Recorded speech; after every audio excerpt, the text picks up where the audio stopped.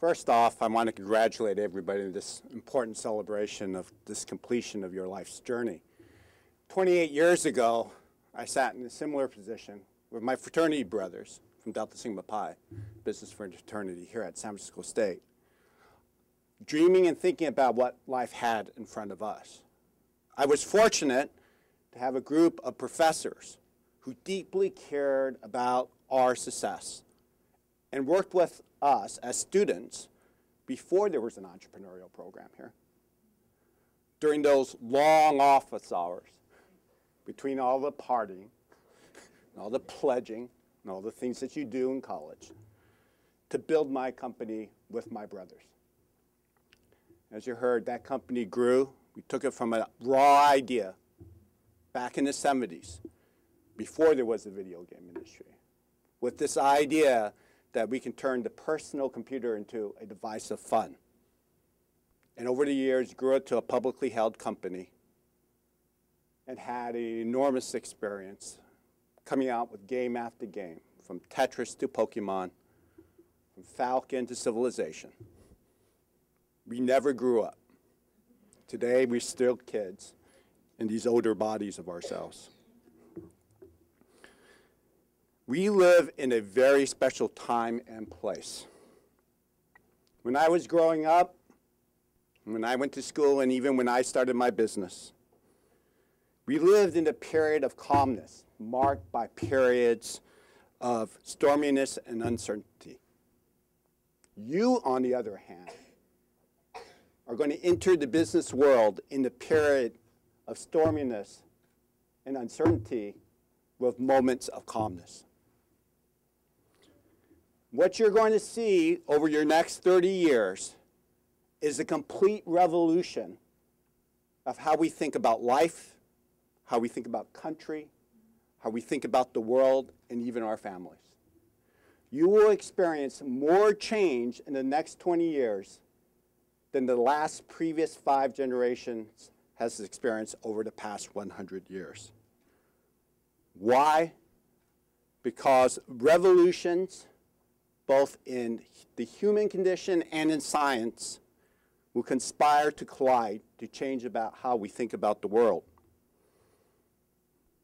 These revolutions in physics, biology, neuro, computation, and materials come together to change how we think about life.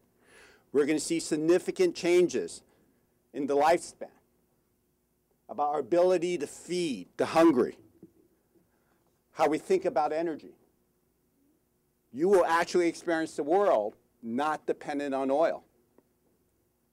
You'll be able to create companies on demand with employees around the world without ever physically seeing them or meeting them.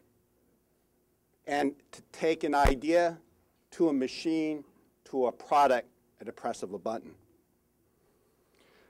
You'll see the breakdown of culture and nation states as we know it, as you're beginning to see in the Arab Spring, sweep across the world, where unemployed youth, highly educated, are going to demand higher quality, higher standards of living, not only from themselves, but from their governments.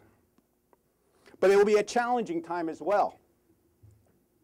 The first world countries, ourselves, Japan, even China, is going to get older. Economic systems will be stressed. Financial markets as we know it will collapse.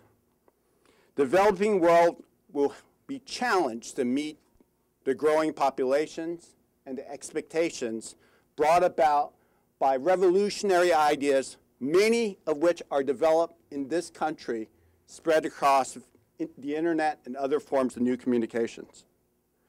America will have not just one, but many other rivals in the financial world and the competition for talent and raw resources. So in these interesting times, entrepreneurship will be critical. Why is that? It is the job of the entrepreneur, of all of you here today, to take your ideas to displace old ones, to take your businesses that you're going to start up and replace inefficient ones, to revolutionize the status quo. Your job is not just about the profit motive, but about changing the human condition by bringing new products and services into markets globally that will make people's lives better than what they are today. The entrepreneur takes the best of science, the best of humanity, and combines them into things that people can acquire and use in their everyday life. And without the entrepreneur, all of that science and all of that innovation and new thinking just becomes ideas lost in the wind.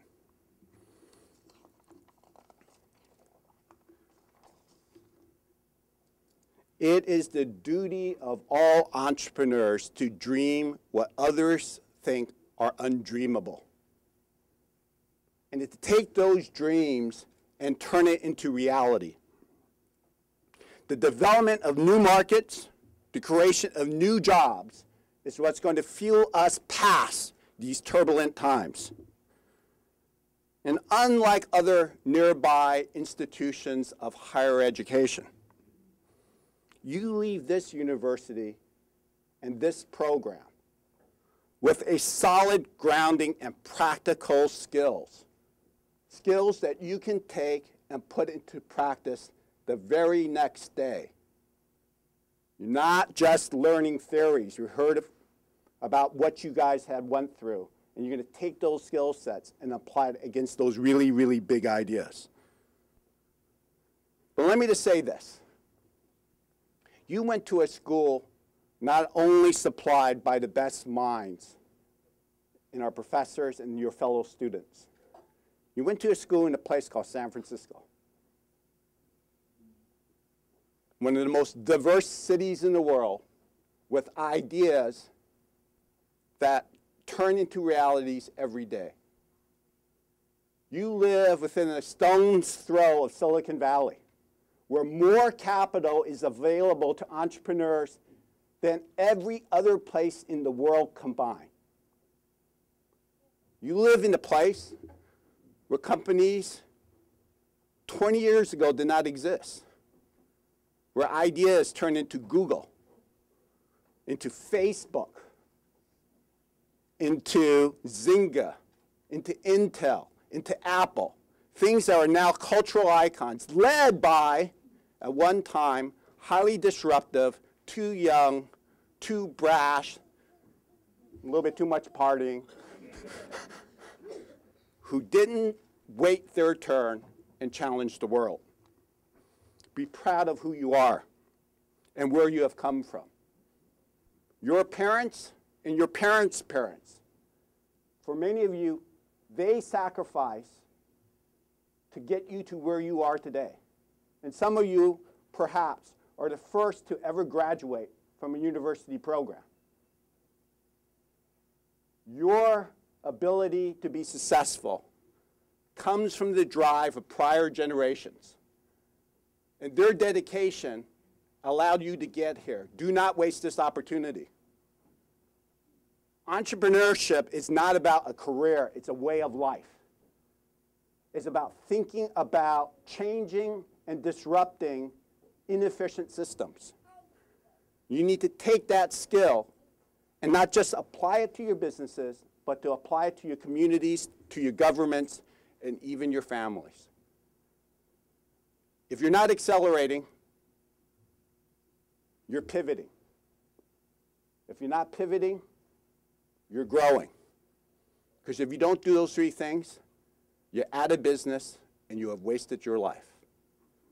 Now let me give you a little formula for success here, since all of you now are well educated in the basic mathematics of successful business. There's no calculus involved here, so you don't have to worry about that.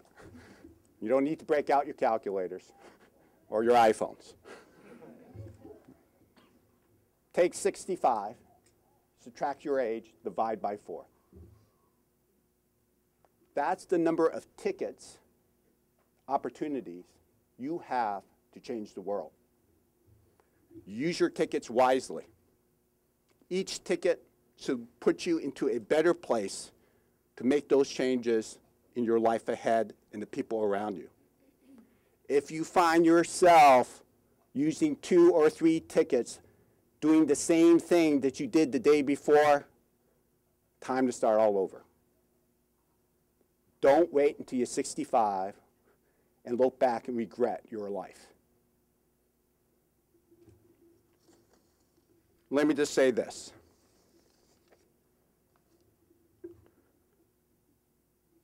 Graduates and families, we are all here to celebrate your success in the completion of this stage. As supportive as you have been to allow your students to get here, these graduates will need even more support, because entrepreneurship is about risk.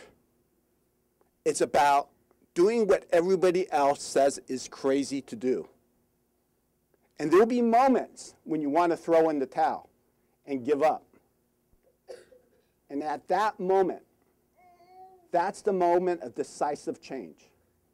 And you seize that opportunity, everything you dream will not only come true, that new world will be better than anything you could think possible today.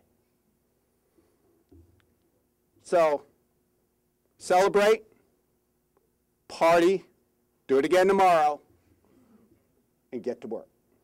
Thank you very much.